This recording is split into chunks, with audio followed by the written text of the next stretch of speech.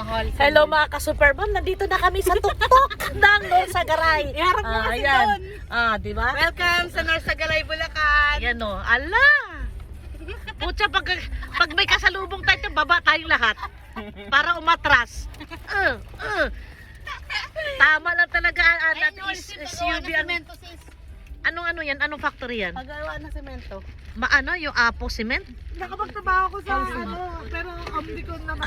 Omnicon. Ready mix ko. Yan. Hala, may nakikita na ako dito mga mala nights. Ano ba to? Ano ba? Yung ba to? Gold, ano? Dolomite. Dolomite. May nakikita na akong Dolomite. Yan. Yan. I-develop pa lang kasi. Ma'am Sai, ito, ay hindi pala, si Sir Nash pala.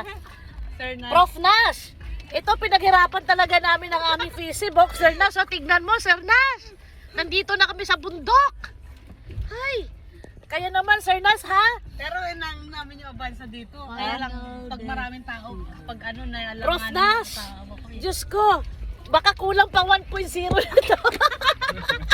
Baka point. Ana, Ana, 1.0. sabihin mo kay Sir Nash, Sir, baka kulang pa 1.0 nito, Sir. Oh, grabe. Isisend ko to kay Sir Nash. Pakita mo yung harap mo, hindi mo maharap. Ito, mas maganda kita mo. Ayan, oh. Sus. Ay, buti. Boses mo narinig ka rin. Whew. Diyos ko, Sir Nash, nahilo ka ba, Sir Nash? Grabe ka, wiggle-wiggle ang aming kotse. Diyos ko. Oh, private property na. Bawal tayo dyan. Ano yan? Anong factory ng semento yan? Wholesale nga, dito nga paggawa ng semento. Nakapagtrabaho Sa ka garay. sa Omnicon doon sa Bibikutan. Wholesale. Oo. Sus, Alam mo, kawawa. ang daming campsite dito. Saan po dito? Dito, kanan. Dito, ba?